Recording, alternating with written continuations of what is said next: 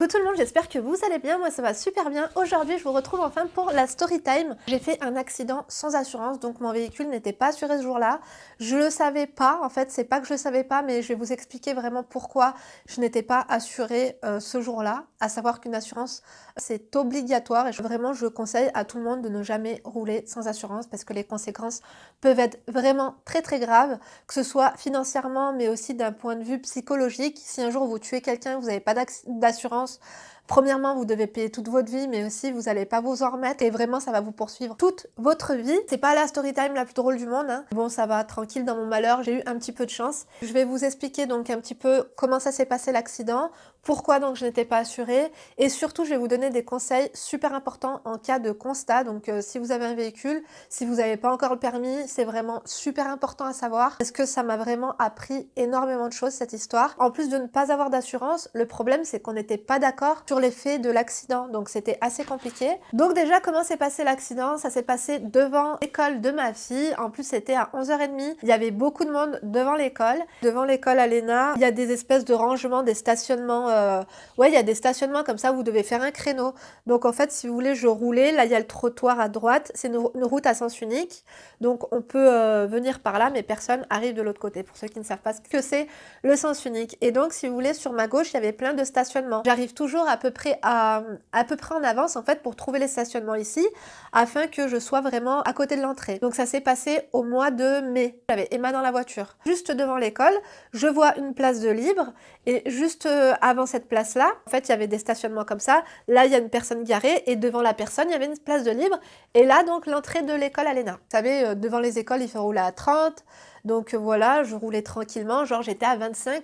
Puisqu'en plus je cherchais une place, je roulais doucement et fort heureusement parce que je crois que ça aurait été pire. Donc je mets mon clignotant, j'arrive pour m'insérer, étant donné qu'il y avait un passage piéton et qu'il y avait pas mal de parents, en fait devant le stationnement il y a un passage piéton. Étant donné qu'il y avait un passage piéton et pas mal de parents qui commençaient à s'avancer devant l'école en fait pour aller chercher leurs enfants, en fait le véhicule était là et moi j'ai mis mon clignotant pour m'insérer et je me suis insérée par l'avant. C'est pas comme si j'étais arrivée là et faire un créneau comme ça. Vous voyez, parce qu'il y avait le passage piéton qui était juste devant. J'arrive pour m'insérer, je mets mon clignotant pour m'insérer sur la gauche. Et là, en fait, au moment où le nez de ma voiture rentre dans le stationnement, j'ai la voiture de derrière qui, bim, me rentre en fait dans la portière gauche. Et là, franchement, bah, t'as entendu un gros boom, tout le monde se retourne, la teon déjà, et en plus de ça, en fait, la personne qui m'a rentré dedans, je la connaissais super bien. C'était la période de Ramadan, et en fait, tout le Ramadan, comme on allait chercher nos enfants, voilà, on se disait, ouais, qu'est-ce que tu vas faire à manger ce soir? Est-ce que c'est dur? Est-ce que c'est pas dur? Enfin bref, on parlait un peu Ramadan. Ça m'a vraiment, en fait, sur le coup, ça m'a gavé. Ce ne soit pas une voiture neuve, je l'ai achetée d'occasion à un très bon prix, mais c'est quand même une voiture, en fait, voilà, j'aime en prendre soin, voilà, c'est une voiture que j'aime. En plus, j'ai économisé pour l'acheter, j'ai pas fait de crédit, et fort heureusement. Et je me suis dit, j'espère que sa voiture aussi, à elle, n'a rien, quoi. Elle est sortie de son véhicule, elle m'a dit, ah, excuse-moi. Le problème, c'est que quand elle m'a rentré dedans, genre, elle est sortie pour s'excuser, sa voiture était encore dans ma portière. Donc, je me suis pas rendu compte de ce que sa voiture avait, pour l'instant. Elle recule, donc, pour s'enlever de ma voiture. Et là, c'était encore pire, j'entends un bruit énorme. En fait, je crois que elle l'a plus bousillé en retour qu'à l'aller. On se gare, elle me dit qu'est-ce que tu veux qu'on fasse et tout. Je dis bah écoute c'est la sortie scolaire. Elle me dit bon bah on verra. Comme elle habite dans ma rue, on s'est dit bon bah on verra ça plus tard. Je rentre, je dis ça à mon mari, je dis punaise j'ai fait un accident avec telle personne. Je dis écoute au pire vas-y c'est bon la voiture c'est une voiture d'occasion. Ça me fait chier mais je m'en fous quoi. Mon mari m'a dit bah écoute tu verras ce que tu fais et tout quand tu la revois. Il m'a dit au pire bah fais comme tu veux. Et je crois que j'ai une autre voiture en fait, on a 3 voitures.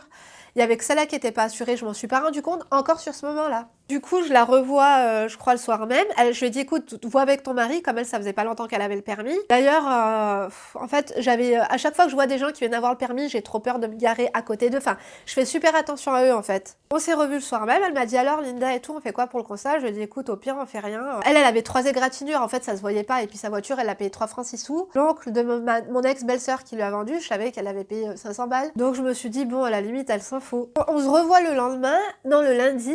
Donc 3 jours après, légalement on a 5 jours pour faire un constat, mais le mieux en fait c'est quand vous faites un accident, vous le faites tout de suite et surtout vous prenez des photos de votre voiture, prenez des photos de l'autre voiture, prenez des photos de la rue, prenez des photos en fait qui vont vous servir en fait après pour déterminer les causes de l'accident et surtout vos torts, c'est super important. Et nous en fait on n'a pas fait tout ça là, donc le lundi je la revois, elle me dit alors Linda on le fait quand le constat, je lui dis écoute au pire on le fait pas, elle me dit ah si mon beau-père il a dit qu'il fallait le faire et tout, il faut absolument qu'on fasse un constat, je lui dis ok très bien, et ben dans ce cas là on se rejoint en bas de chez moi ou alors on le fait à 4h30.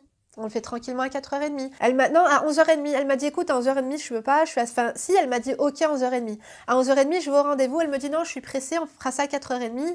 Je viendrai en bas de chez toi. Je lui dis, ok, en rendez-vous à 4h30 en bas de chez moi. Je me rends compte que j'avais pas de constat. Je vais chez Noir Auto, j'achète un constat. Je prépare en fait mon permis. Je prépare tous les documents pour faire le constat.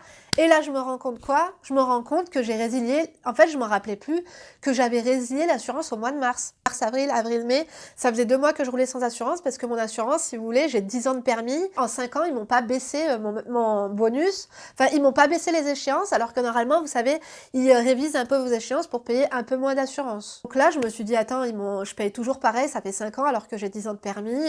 C'est quoi ce bazar? Alors que pour mon autre voiture, je paye 20 € d'assurance. J'avais appelé l'assurance pour évaluer en fait le paiement. Et là, ils m'ont pris des frais. En fait, je n'avais pas vu que dans le contrat, il y avait des frais. Du coup, je me suis dit, attends, ils me prennent pour une conne. Je sais quoi, je résilie chez eux, c'est des voleurs. Et après, ils m'ont pris en plus des frais de résiliation. Truc de fou. Bref, du coup, j'avais pas d'assurance. Et en fait, après, je la vois à l'école. Je lui dis, écoute, ouais, on a un rendez-vous à 4h30, sauf que moi, en fait, j'ai pas d'assurance. Elle me dit, ah bon? Je lui dis, bah ouais. Je dis, là, faut absolument que j'aille en faire une aujourd'hui. En fait, elle s'est dit quoi dans sa tête? Elle s'est dit, bah en fait, Linda, elle veut aller faire une assurance pour falsifier, en fait, le jour de l'accident pour qu'en fait son assurance la rembourse. Et en plus on n'était pas d'accord parce qu'en fait moi je me suis garée devant elle parce qu'elle sortait de son stationnement, elle avait pas mis ses clignotants et elle me dit non qu'elle voulait, en fait elle était sur sa place derrière, elle m'a dit non en fait je voulais pas sortir sur la route, je voulais simplement me mettre devant sur la place de devant.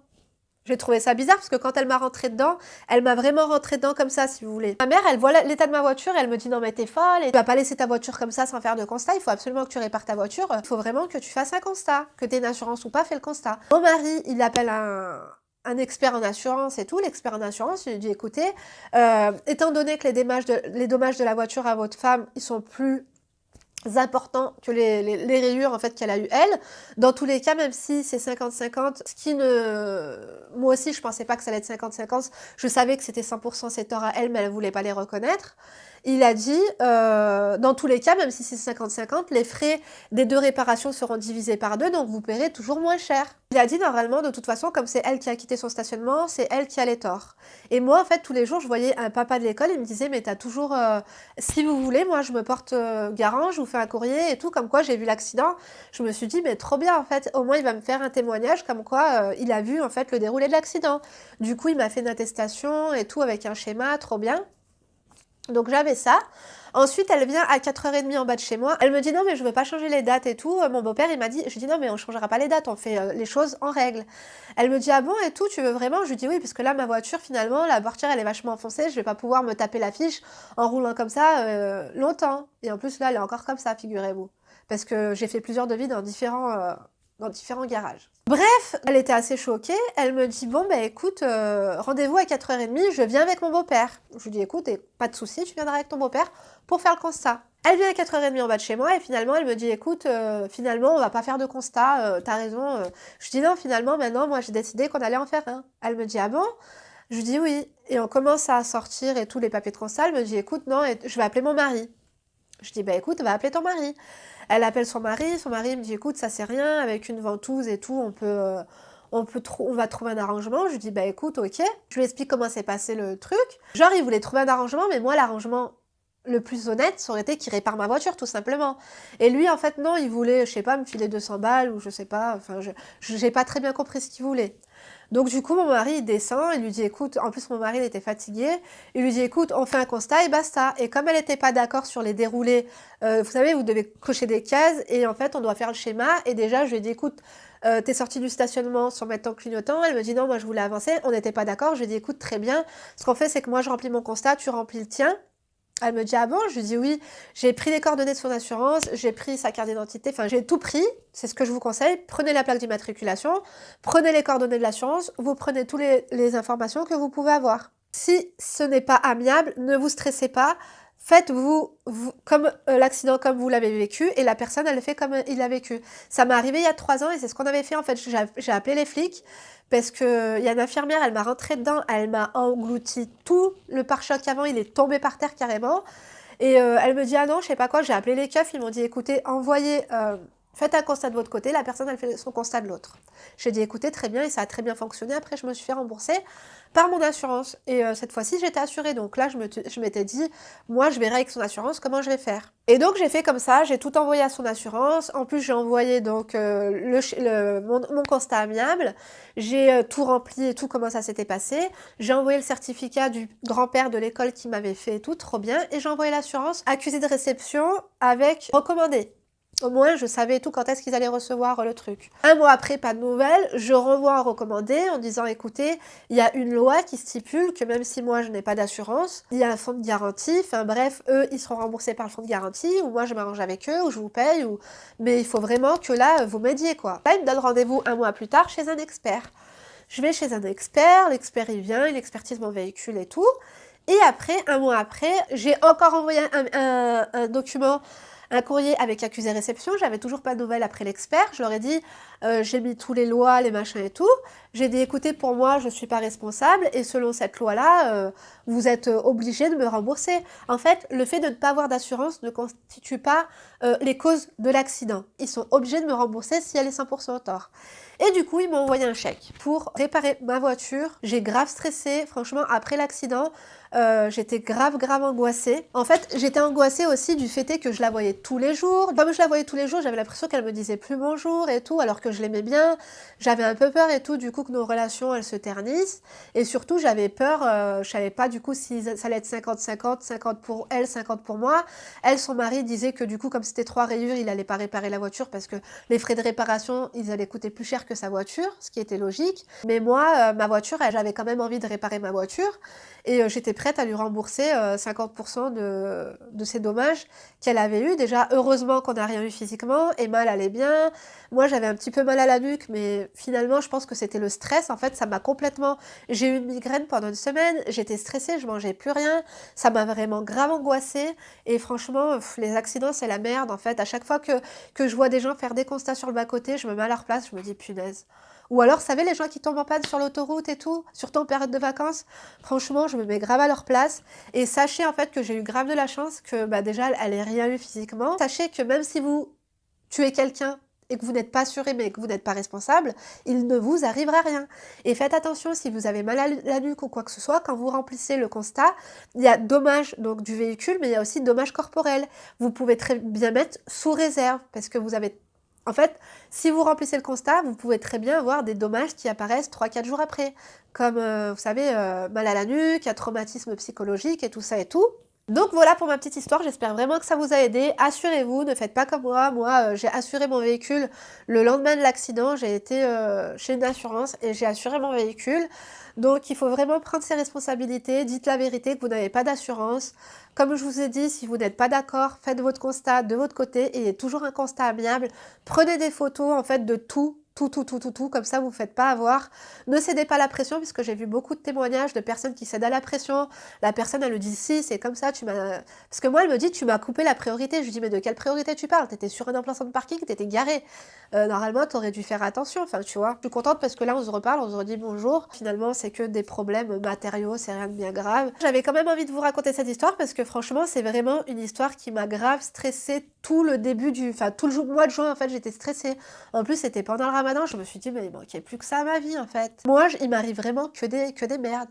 Bref, du coup, je vous laisse. Je pense que la vidéo est assez longue. J'espère que je vous ai tout expliqué. Pour les personnes à qui ça arrivé ou à qui ça va arriver prochainement, n'hésitez pas à me poser des questions. J'essaierai de vous répondre. Je vous fais plein de gros bisous. Du coup, je vous donne rendez-vous, je pense, après-demain pour un vlog. Et après, je répondrai à vos questions. J'ai ouvert une FAQ, en fait, dans l'espace communauté de YouTube. D'ailleurs, je remercie tous ceux et celles qui ont participé à la foire aux questions. Il y en avait beaucoup. Et voilà, je vais essayer de me poser des réponses. Ou alors, je répondrai tranquillement cet après-midi. Je vais voir. Je vais voir ça. Donc voilà, je vous embrasse très fort. Je vous remercie d'avoir regardé la vidéo jusqu'à la fin. Si vous avez regardé jusqu'à la fin, je pense que c'est parce qu'elle vous a plu. Donc n'hésitez pas à laisser un petit pouce en l'air. Je vous embrasse très fort et vous donne rendez-vous dimanche pour une nouvelle vidéo. Et bien sûr, d'ici là, ne vous laissez pas faire. Allez, bisous!